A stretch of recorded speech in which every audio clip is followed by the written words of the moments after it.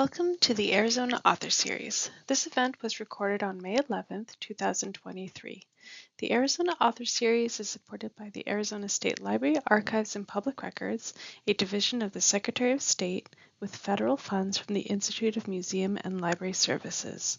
We are pleased to hear from Carolyn Niethammer, author of the book A Desert Feast, Celebrating Tucson's Culinary Heritage. Carolyn Niethammer has been writing about the food and people of the Southwest since she got out of college in books and newspaper and magazine articles. 4 of her 10 books are cookbooks, 3 of which are books about Native American women, 1 is a travel book, and 1 is a novel that features a famous cook from Arizona history.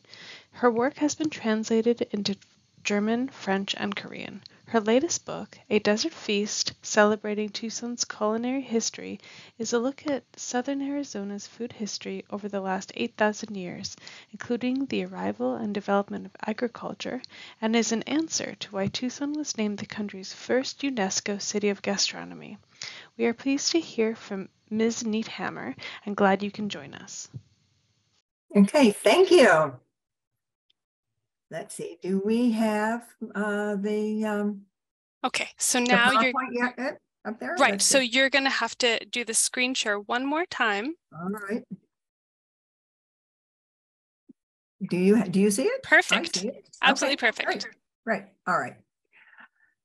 So when Tucson was named a UNESCO City of Gastronomy 7 years ago, as you just heard, I have been writing about the food of Southern Arizona and the Southwest for decades. So I knew that was my story to tell. And so it took a while to get a contract with the University of Arizona Press. But when that happened, I launched in. And then this was the, let's see. There, this is what it turned out. This is the story. Now, why was Tucson named a UNESCO City of Gastronomy? That was because, I'm going to have to step away for a second. I'm on one.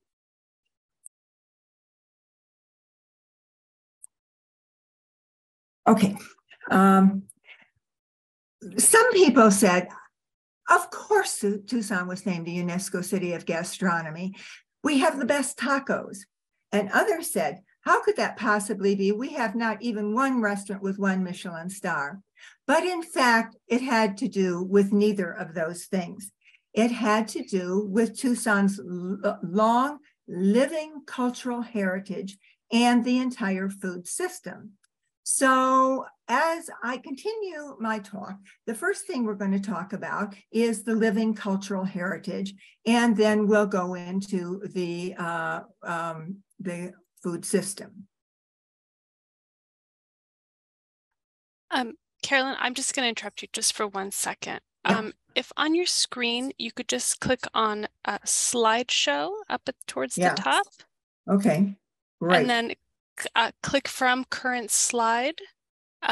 Just scooch a little bit more. Yeah, right, got there that? you go. That'll be easy. Okay. Then it won't get all messed up for you. Yeah. All right. Thanks. All right. Thank you. Okay. So let's go back 8,000 years. And in Southern Arizona, and actually in the entire North America, north of Mexico, people were hunter-gatherers. And everybody was living on whatever was produced in their ecosystem. And here in the Sonoran Desert, cactus were a lot of what people are eating. These are cholla buds, and cholla buds are in season right now. Sometimes we wonder, where were people getting their calcium? Cholla buds, half a cup of cholla buds has as much calcium as a cup of milk. So if people ate from a wide range of edible wild plants, they were getting the right nutrients. And interestingly, the Sonoran Desert is, in all the deserts of the world, it has more edible plants than any other desert in the world. So people had to be excellent botanists. Let's see, and here we have saguaro fruits, which come in the hottest part of the year. and they you have to beat the birds to them because the birds get there early in the morning, but they have very nutritious seeds. And another thing that was so important was something sweet. If you've just been eating seeds and mesquite pods all year, having something sweet was just wonderful. Another cactus fruit that they were able to get is prickly pear fruits, and they were sweet and nutritious as well. Lots and lots of vitamin A in those fruits. And one of the most important things, one of their staples was mesquite pods, and these came available in the summer as well. And people would pound them up in bedrock mortars here. And this is one that exists north of Tucson. And can't you just imagine the women sitting around and all pounding their mesquite pods and talking about the gossip and what was going on. But still at this time, when people were just hunter-gatherers, there were just small bands of people, just maybe a couple of brothers and their wives, a couple of kids, maybe a mother-in-law, but just small bands moving around from place to place where whatever they were ready to gather was in season. And as I said earlier, they had to be excellent botanists to know what was edible and where to find it and when it was going to be available. Then a very big change happened. Things went on completely unchanged for thousands and thousands of years. And then a big change happened. 4,100 years ago, from what we can, is the closest date that we have, corn arrived from Mexico, where it had been developed from a wild grass. And we don't know how it got here. And so I want to make sure those of you who are listening from other parts of the country, this was the first agriculture in North America. And it took corn a long time to make it to other places, and certainly a long time to make it to the East Coast. But anyway, corn did arrive. We don't know if a group of people came in who knew about gathering corn, or if it was passed from village to village, just the information was passed along. But we do see evidence of corn, and it was popcorn. That's the kind of corn it was. And that made not only a big change in their food, but it made a big change in their social organization. Because if you're going to grow corn, you have to sit around for a while and help it grow. And the people, so this was the beginning of villages. And so the people didn't live full time in these little villages, and they weren't very small. They were probably just a few households, but they had to hang around while the corn was growing. And then they also continued to forage for their edible wild plants. And so question is how, well, I'll get to that later about how we know. And then, so we still have the mesquite pods. So they were both eating corn and mesquite pods, but it took a very long time. This did not happen overnight. There weren't any agricultural agents. In fact, it took 1,200 years for corn to become a real substantial part of their diet.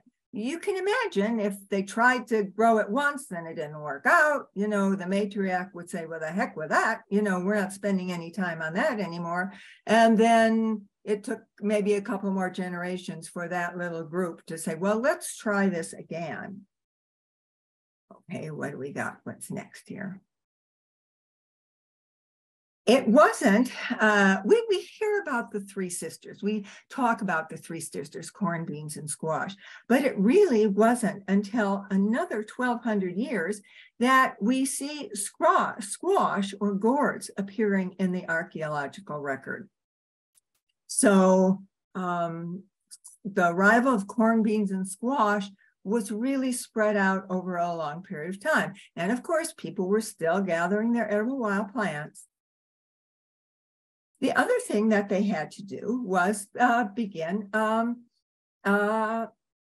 irrigation. Now, it seems like a no-brainer to us, and irrigation had been going on in the Middle East and in China for many hundreds of years by this time, but not here. Took a special kind of genius to say, oh, I don't have to go down to the river with my basket and carry water up to my plants. I could dig a ditch.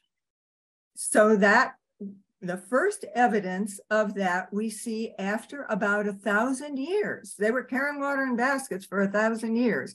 And then finally they began digging these irrigation ditches, and they became very, very good at it as we go on and we talk about the early agriculturalists.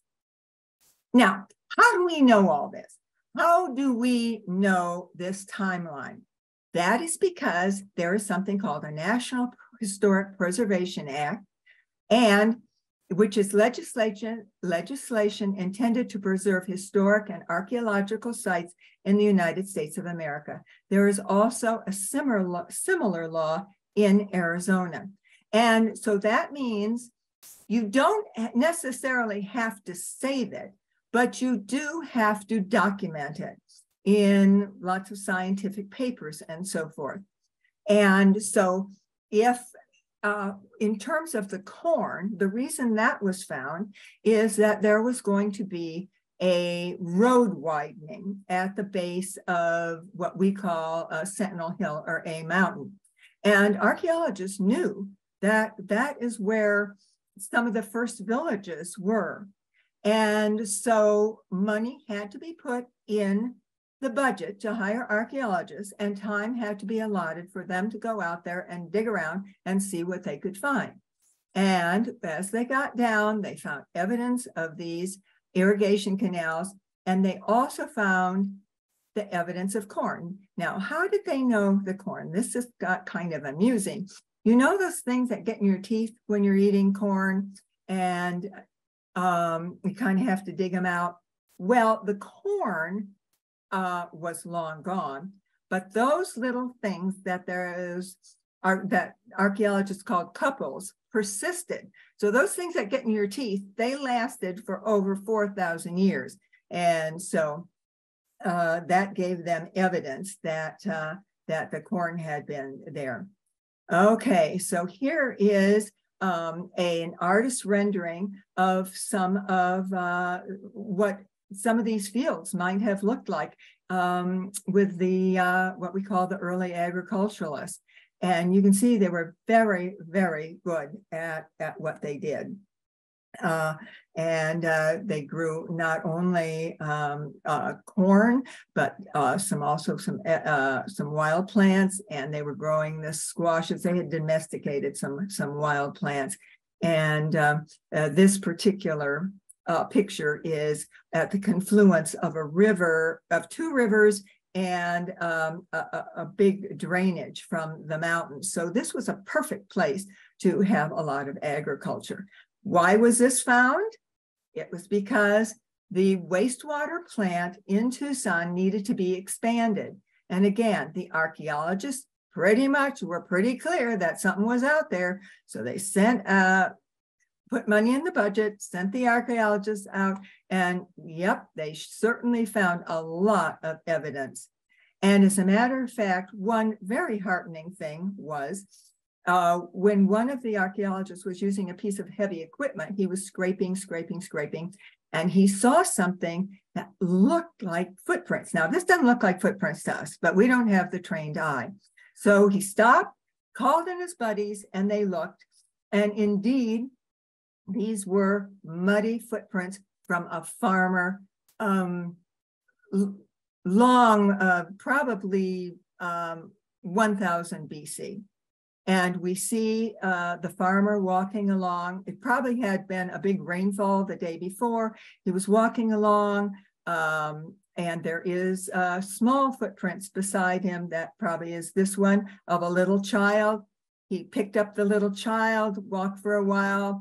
Maybe the little child was little feet was sinking in that mud.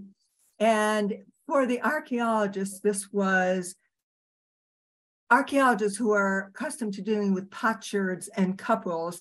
This evidence of so close to a real human being was a very emotional moment for them. Now, this picture was taken by a amateur photographer, and he put this wire around those footprints to kind of help us see what was there. So now let's move ahead to the current era. And another very large change happened in the area. A new culture arrived that we call the Hohokam. And the Hohokam had a somewhat more advanced culture. And again, we have no idea why they appeared, if they came in from somewhere else, but beans appear in the archaeological record. So now we have the three sisters, corn, beans, and squash. And why was it so late? It was because until the Hohokam, around 500 AD, there were no pots. They had a little bit of ceramics, but nothing like a cooking pot. So all of you cooks know that beans take a long cooking, and if you don't cook them thoroughly, you're going to get a tummy ache. So when pottery appeared around 500 AD, then we see beans in the archaeological record. Now, the Hohokam were a very advanced culture. They had ball courts. They had a lot of other rituals, some of which we know, some of which were have supposition. And they existed for 1,000 years. Also at that same time, throughout the Southwest, there were some other high cultures. This is a picture of Mesa Verde. There was also a advanced culture in the Gila, the Mimbres culture. And then in the Four Corners of Arizona, there were those large city-states. And then within a couple of hundred years, they all kind of fell apart. And we can speculate a large amount of it was because of drought. And, but there are other things. There are no written records, so we don't know. Had they gotten too big? Were they too big for food resources? But within that, like starting about 1100, and in the case of the Hohokam, by 1500, everyone had moved, all the people didn't disappear, but family by family, they moved out into smaller groupings and smaller groups, living a much more simple lifestyle. So then things were pretty quiet. From about 1500 AD, things were very quiet. Nothing happened. People were living in the forest, and people were living out in the desert. And then, as I said, we have some big changes. 1690s, Father Kino rode into southern Arizona. Now, Father Kino was a priest. He was working with the Spanish. He already had been in northern Sonora for quite some time, and he had a ranch. And while his big purpose was to missionize the Indians and turn them into good Christians, he was also a really good guy, and he wanted to improve their life. So when he came up and rode in, he brought a number of things to improve their life. And at this time, a big change in their eating. And one of the things that he brought was Sonoran white, what we call Sonoran white wheat. It was a soft wheat from Europe. And this was what he needed it because he needed to make wafers for communion. But it was extremely important for the people who lived here because it ripens. You plant it in it's a winter wheat. You plant it in December, and you can harvest it green in March. These golden sheaves come later in late May, but you can actually harvest it and roast it in March. And March was, even the Tohono O'odham word for March is the hungry month. By that time, everything that they had gathered was either eaten up or wormy. And there were the little wild greens coming up along the waterways, but that's just salad, right? Those little wild greens. That isn't going to hold you for a while. You need more substantial food. So the bringing of the winter wheat was major, big change. He also brought cattle. Now, I had originally thought that Father Kino rode in, he had some Spanish soldiers with him and maybe a few head of cattle. But then when I went back to the documents, it said he brought vast herds. No, the local people, the Tohono O'odham, had no cattle culture at all. They had no draft animals either. And so this was a big change for them to begin raising cattle. And that is kind of cattle are almost a pantry. If you have absolutely nothing to eat, you can kill a cow and have something to eat. So that was important. Interestingly, another thing that he brought were fruits. Now, he did bring watermelons. Now, watermelons were developed in Africa and then had made their way to the Middle East, and they had been in Mexico. But interestingly, when Father Kino got to the Tohono O'odham, he already found watermelons. Now, anybody who spent a summer in the Sonoran Desert knows that it's hot and it's thirsty. So I can imagine that any Native Americans who in farther south had gotten access to watermelons and all the sweetness and the hydration they can provide, probably when they ran into somebody from the next village said, oh my God, here's some seeds, you got to try this. So watermelons were so valuable and so interesting and wonderful, they actually preceded Father Kino. So then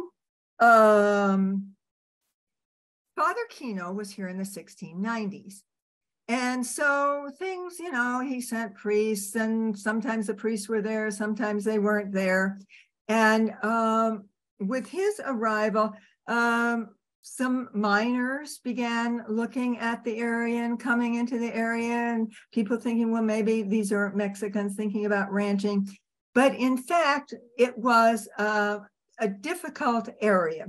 The King of Spain claimed it, but he was a little worried that we had the Russians coming down from the north. The French were kind of looking from the east. So he decided he needed to have a presidio that to protect his interests, send in some Spanish soldiers. And he found a beautiful place in what we call Tucson now, right? It was near the river, and there was good wood, there was some water. And so he sent up a small contingent of soldiers and started the Presidio of Tucson. And this is a little drawing of how it might have looked. And soldiers, and then their families came as well. And they pretty much had to be self-sufficient. Their Mexico City, any supplies was a long way away. So they moved in, but they had to begin raising their own food, and they had cattle as well. The first presidio they built was just with stockade, with wood. Well, the Apaches laughed at that. They bashed right in, took a whole bunch of horses. And so then the people, the soldiers said, well, we've got to make a stronger place. And so they began building it with adobes. And here's a little mural of them doing that. And you can see the the river in the background and those trees. The Presidio has been recreated downtown on just a corner of what it was. It was many, many acres, but they've just a recreation. And this would be the soldiers' quarters. Now, I told you that about this law that you have to investigate. And to this parking garage behind the Presidio, when they dug under there, they found a complete Hohokam village. And Presidio has some living history days where these reenactors make food that might have been typical of the time, and people can come in and have a good time. Now, at that time, the only way for anything to get into Tucson that wasn't grown there was by mule train. And the people from the Presidio did get a few things. Chocolate is one of the things that was important that they got. And then another big change in Tucson, and in the railroad came in 1880. Now, Tucson was a little Mexican town. People were still eating corned beans and squash and maybe a few fruits, but nothing fancy. When the railroad came in, that meant that Easterners were beginning to come in, and they were used to have a little fancier lifestyle. And so they wanted green beans and strawberries. Well, at the same time as the railroad came in, there arrived a lot of Chinese people who had been recruited to build the railroad. Now, they were here, and they were this is kind of the end of the line, and they had been, many of them, farmers in China. You want strawberries? We know how to grow strawberries. So they rented some lands. Many of these Presidio soldiers, when they were mustered out and when that Presidio closed, they just moved out to the farms that they were already farming and laid claim to the lands, which is a whole other story about how they got the deeds. But they rented to these Chinese farmers. And these Chinese farmers were great, and they began producing all the fancy vegetables that these new Easterners wanted. And they would have their little farm wagons like this, and they'd go out in the morning. They'd pick about dawn, they'd get out there, and they'd go up and down the streets, and the housewives would get whatever it was that they needed that they weren't growing themselves. So this persistence that we talk about, one day, a couple of years ago, it was kind of a cold and rainy day, very unusual for Tucson, but it was a winter day. And one of the cooks out at the Santa Vera Indian Reservation said, well, she was going to cook up some soup for the people who work there. There's a lot of farmers there, and they grow alfalfa, and they grow a lot of other things. And she made this soup. Now, this soup, contemporary, served, a couple of years ago, about the time I was photographing for the book. What we've got in here is beans, we've got dried corn, and we have cholla buds. A very contemporary soup. This soup could have been cooked 580. So when we talk about persistence, we have persistence of our foodways here in Southern Arizona. Another way that we are continuing to eat our edible wild plants is in mesquite. Once we figured out an easy way to grind up mesquite pods in a hammer mill, then it became available. And there's many places in Tucson, and I presume in Phoenix as well, places that specialize in local foods. These are mesquite waffles. And there's mesquite pancakes, and people also make, I make a delicious dessert that is mesquite. I chop up apples and I mix mesquite meal and butter and oatmeal, a little cinnamon on top, and it's wonderful. So we're still eating the foods that people were eating here 8,000 years ago. And we also persist our Spanish heritage, all the things that the people came up, the Spanish soldiers that came up, they were importing Spanish men, but they weren't importing many Spanish women. So the Spanish soldiers got Mexican wives, and they cooked the way their mothers cooked. So they were making tamales, they were making tacos. Chimichangas is a more recent 20th century addition, but that has become a real Sonoran staple. And Sonoran flat enchiladas is, this is a real local dish. And prickly pear margaritas, they were eating prickly pears 8,000 years ago. We're still eating prickly pears. You can buy prickly pear syrup, but the way most people consume it is in prickly pear lemonade or prickly pear margarita.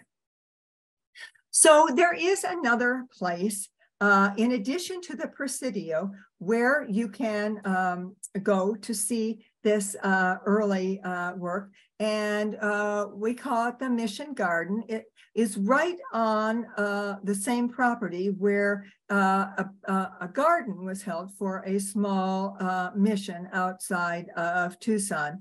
And when people, we knew it was, I mean, historically, we knew that's where it was. So when they had to put the utilities in, so they could have some electricity there, obviously they sent in the archaeologists, started digging around, and this is what they found. Several pit houses and evidence of some of these early gardens and villages of these early pre-agriculturalists. Actually, in that particular spot, we have found evidence in the lowest of the early agriculturalists, up higher, early Hohokam, and top, late Hohokam. So this piece of property has been next, of course, it's next to the river. It's the perfect place to live, has been inhabited for years.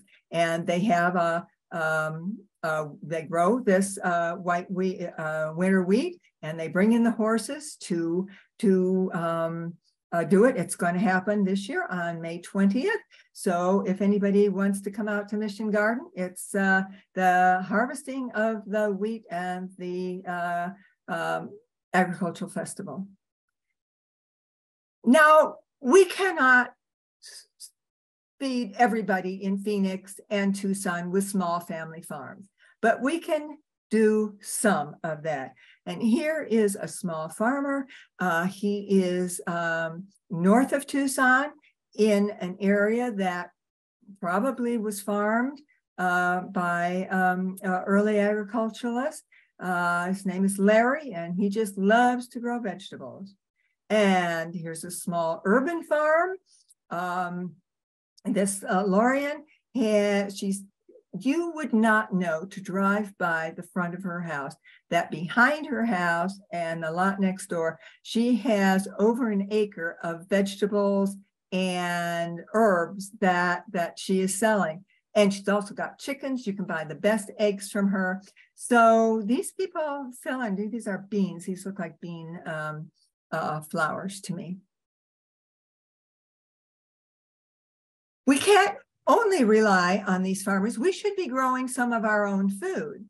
And one way to encourage this is this seed library. Now, Tucson started the seed library, and I know libraries in Bisbee have one, and I believe libraries in Phoenix have them. And if you want to start a garden, you can go in there and check out some seeds perfectly free on your library card to begin growing some of your own food.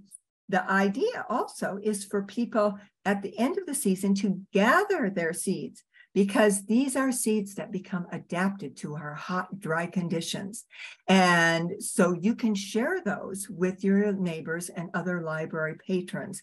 So having a seed library is really important. And this is one of the things that also went into Tucson's designation, is that we do have that very vigorous seed library.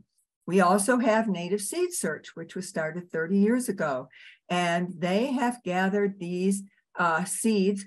And this is their cold storage room. You walk in there and you really need a coat. Seeds from Native Americans throughout the Southwest, and are saving these. And you can buy seeds from in packets from Native Seed Search. Native Americans, you know, sometimes they got these seeds from old grandpa farmers who were saying, I don't know what I'm going to do with these seeds. My kid doesn't want to be a farmer. But lo and behold, now some of these young men and women feel like they want to go back to some of the old ways. And they want to start growing the things that their grandfathers grew, the things that grow well in hot, dry areas. And they can go back to native seed and get the seeds of their grandfathers. Native Seeds, going for 30 years, relied heavily on lots of volunteers here. They're cleaning some, it looks like they're cleaning some wheat. Food banks, that is a big thing. So many people, unfortunately, have to rely on food banks. This is young people from a bank. They had their volunteer day. Another thing that people don't quite understand is that a huge percentage of America's fruits and vegetables come through the port of Nogales. Mexican farmers are very, very good at what they do, but sometimes they grow too much, and grocers, Safeway, Kroger's, wherever, they don't want all that. They send in their trucks and they say, well, that's enough. That's enough for us. Or maybe, I don't like that. It's got a little spot on it. My people aren't going to like it. So warehouses end up full. This is one day of fruits and vegetables that were not taken. What is the option? They used to take them out and put them in the dump. Then a bunch of forward-looking people said there's hungry people out there. Over many years, several groups got together and they rescue that. They bring it up, and it's apportioned to various food banks, various food shares. Also, they get in touch with food banks in somewhere else and say, we've got lots and lots of mangoes, and if you send a truck for them, we'll give them to you for free. Then in October, when you have lots of extra apples, we'll send a truck and you can send us some apples. So it's a very well-functioning machine now, but sometimes there still is too much. In this land where so many people are hungry, sometimes extra food languishes. So I had to have this picture. I had to track down the guy who took this picture, but I think this picture says 10,000 words. Another way to get people interested in gardening is start kids when they're little. Start them when they're little. These are little kids at a school garden, and they get interested in gardening and they become adult gardeners. Then you also have to introduce them to what they're eating. So these two little girls are learning to make pesto, and I think they're just adorable. Another thing that we have to do if we want these grains, these heritage grains, is use them. And here is Barrio Bread, and he uses heritage grains. He's worked with BKW Farms in Marana to grow some of these, not just Sonoran white wheat, but some other heritage grains that grow very well here and actually do better than the the green revolution wheat that the people are generally growing with the heat and with the low water conditions. Don Guerra is our baker, and he's a real proponent of this. We also use these local foods. We looked at the prickly pear margaritas, but there are a lot of craft beer makers around here. And this is Ayla, and she makes craft beer, and she uses Sonoran white wheat. She uses prickly pear and several other local ingredients, sometimes oranges. We have a lot of citrus. And again, Tucson is incorporating these old things in their foodways today. And here we have Sherry from Sherry's Desert Harvest. She makes pallets and pallets of prickly pear syrup that she sends all over the United States, and prickly pear candies and so forth, and people love it. And she actually uses so much that she actually has to rent storage freezers. She doesn't have room in her little factory. So that is my story, and I hope I have convinced you that what's going on in Tucson and Southern Arizona, that we have a long history of food, and we are continuing. We have a persistent food culture, and we are eating today what lots of people ate here 8,000 years ago. And I'm ready to answer any questions if you have any. Well, thank you so much, Carolyn. This was so interesting to learn just about the history of, I guess, just the southwestern foodways, and specifically Southern Arizona. So while people take a minute to type their questions into the chat or Q&A, I have a few questions of my own. Okay. So what is your favorite food to eat in Tucson? Well, I like mesquite because I like to bake, and I'm a baker. And so I like to incorporate it in various things. And one of the things everybody's talking about, mesquite brownies. Well, it took me for a long time to work out a mesquite brownie recipe that actually worked. And the thing is, you have to accept the fact that brownies are not healthy. Brownies have sugar, brownies have a lot of fat. And when I stopped trying to make a really healthy brownie, that's when I got a mesquite brownie that was what we expect from a dessert. So I like to fiddle around with mesquite because it's delicious and it's easy and everybody likes it. That's great. And somebody asked in the chat, where do you buy mesquite flour? How can you access it? Because I don't think I've ever seen it at the grocery store. No, you do not see it at the grocery store, and that is an issue. If you want, you can buy it from Native Seed Search, and you can, if you just Google mesquite flour, you can find some, but it's going to be expensive. But you can gather mesquite pods yourself for nothing, and then there are places in Tucson, and I know there are places in Phoenix and in Sierra Vista. If you keep your eyes open, or maybe even Google mesquite grinding, you can take, what I usually gather is a 5-gallon paint bucket. And if that's ground up, that will give you about 1.5 gallons of mesquite meal. They are ground up in a piece of equipment called a hammer mill. Now, a hammer mill is an ordinary piece of farm equipment. It's not at all exotic.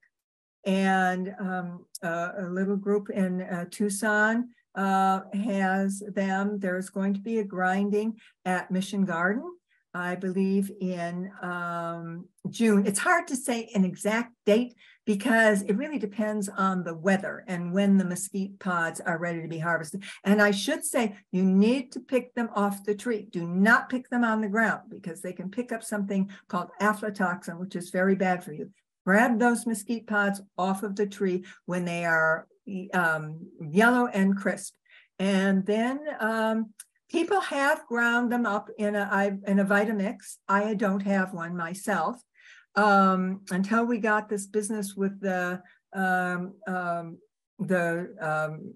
mill, I was trying in a blender, which kind of works, but it's not great. But if you can get your 5 gallons of mesquite pods, good, fresh, clean mesquite pods, to a grinding situation, I don't know, they paid $7 or $10 or something like that. A little packet was going to cost you that much. So the thing to do is gather your own mesquite pods and try to find a way to get them ground.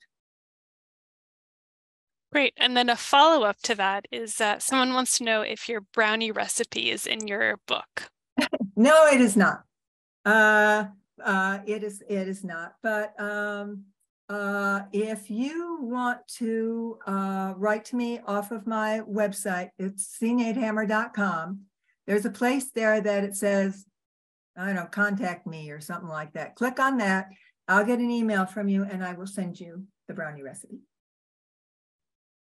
Great. And then a follow up again with the mesquite pods. Are mesquite pods dangerous to dogs? Do you know that by chance? Oh, no. People's dogs chew them all the time. They love them. Yeah. Yeah. I've seen that. And birds, I know, really love mesquite pods too. Right. Yeah. Great. They're sweet. The reason that they like them is they're sweet. Yeah. They taste good.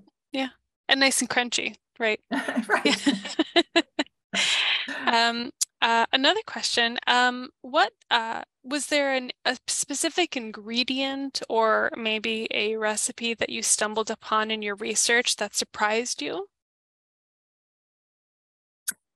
Actually, when I did my first cookbook in 1974, I was using regular recipes from Native American women. I was using traditional recipes. Most of the other recipes for wild plants, I have made up myself. So I know what the ingredient tastes like, and I try to find a recipe that's kind of like that because I don't have a food science degree. And so I try to do an insert of that. One thing that in my very first cookbook, I was walking around and driving around the Southwest trying to talk to Native American women. And I found this woman who is a good cook. She's a Navajo, and she cooked for the jail. And so she made tortillas and fry bread. And she said her secret ingredient was mayonnaise. So that's a funny story. Wow, I was not expecting that. No. Well, that was the question. What surprised me? Yeah. Wow. And then do you, I don't know how much you follow like the latest food trends in Tucson. Do you have any predictions of like where Tucson food is going next, or maybe something that you hope Tucson Foodways will incorporate? Or well, we have a lot of terrific chefs in Tucson, and young chefs. Some of the ones that I worked with, like Janos retired. He brought Southwest food to us, that Southwest cuisine. And Donna Norden did too. They had restaurants, but being a chef and running a restaurant is kind of a young people's game. And so they have retired, but young ones are coming along. And, this interest in edible wild plants waxes and wanes. Sometimes it's really hot, and then other times people are all into something else. But Devin Sander, who actually used to be a chef de cuisine for Janos, has his own restaurant now, and he's incorporating bits of local things here and there. So I think that as these young chefs come along, you won't go in and find a whole meal of these things, because that's not what people want when they go to a restaurant. But you will find little bits, and you will find suggestions and parts of the meal and seasonings. So that's what you're tending to find until something comes along and somebody once again opens a restaurant, that says, well, I'm going to specialize in this, and we'll see how they do, if they're going to get enough customers. Right, it's very tricky to follow these trends and make predictions, I know, but it's always interesting to follow, I think. Right. Well, it's the young chefs, the ones who are getting excited about these things again, and using maybe a smear of prickly pear syrup on the base next to some kind of a custard on a fancy plating, something like of that nature, or flour, something that's what we're tending to find now. Yeah. Another question. One of our attendees has been looking for a recipe for, I'm not sure how to pronounce this, tepary beans. Tepary beans, yes. Tepary beans. But without any luck, do you have any recommendations for recipe books or sources, or in general, do you have cookbooks you recommend? My book, my cookbook, Cooking the Wild Southwest, has some tepary recipes. I've got a pot of teparies on right now. The thing that I have to tell you about teparies is they take longer to cook than regular beans. So you could, like, in the morning think, oh, well, I'm going to have some pintos, dump some pintos in, soak them, cook them up for dinner. Do not plan on that with teparies. They need a long soak, and they need a longer cooking. And then once you do that, once you get them cooked nice and soft, I'll tell you, the reason I got a pot of tepary beans on the stove right now is I'm having a reunion of a group called the Tepary Burrito Society. And that was in the late 70s. And a lot of these people were graduate students, and we'd get together and talk about their research. And now, they're all kind of getting retired, and some of them are passing away. So I said, well, it's time to get together, and I will make the tepary burritos. So that's why I'm cooking them up.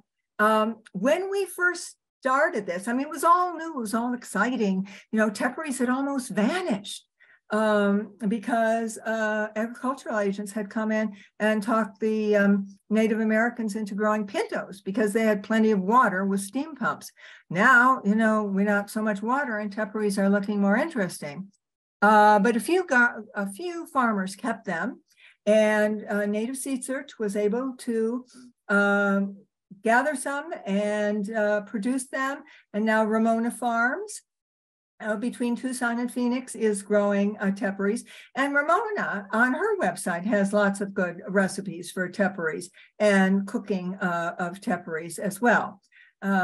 She found a little jar. She inherited some land from her aunt. I think she was a Pima. And then when she's going through her grandfather's shed, or uncle's shed, she found a little jar of teparies, and she planted them.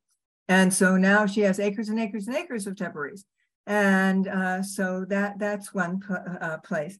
But once you get your nice soft teparies, and you need to cook them plenty to get them soft, we were not cooking them well enough, and some of us got tummy aches. So you have to cook those teparies until they're nice soft bean. Then you can use them in anything. You can make tepary hummus, or tepary chili. Anything that you would use a small bean for, you can use a tepary for. That's great. Another question is the chef at Valentine, Chef Donald Hawk in the Phoenix area, uses a lot of ingredients that we've talked about today in the Oh, presentation. fabulous. Yeah, do you have, I know your specialty is in Tucson, but do you have recommendations for chefs or people to follow in the Phoenix area, or maybe even other parts of Arizona that also Well, do this? I have a cookbook called the New Southwest Cookbook that at that time I talked to a lot of these new chefs throughout from Texas, throughout the Southwest, who were doing the wonderful, wonderful Southwest cuisine. It has been several years now, and many of those chefs have either moved on or retired. So I'm really not up with what's going on, but many of those people that I talked to at the time, oh my goodness, those recipes, those chef-inspired recipes for these heritage and local ingredients, those are wonderful. When I cook for company, that's a cookbook that I cook out of. I go into some of those restaurant recipes. Some of them are, I haven't memorized the recipes, in other words, and I pull out that. So the cookbook is called the New Southwest Cookbook, and lots and lots of recipes for those chef-inspired dishes at a time when using all that stuff was really hot, And my favorite one is a chicken recipe with prickly pear chipotle sauce, and it's just terrific. So if people are, I don't know, I'm not up on the hot new chefs today who are specializing in that kind of thing. But that sounds well, we have one cookbook at least that or several of your cookbooks that we could rely on as maybe a start for people who are also new to Southwestern cooking. Right. Wonderful. So those are all of the questions that we have. Okay, great. So wonderful. I'm just going to share my screen one more time with everybody.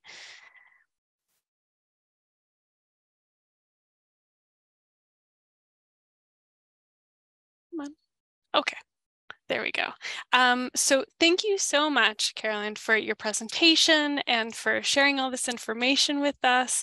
This was really, really wonderful. For everybody who joined us today, please be sure to please be sure to click on the survey that's on your screen, or you'll also get it in an email. So please fill it out if you have just a few moments. It's really, really helpful. We really appreciate it. And thank you again. And we hope to see you in our reading room. Thanks so much. Oh, thank you. It's really been wonderful.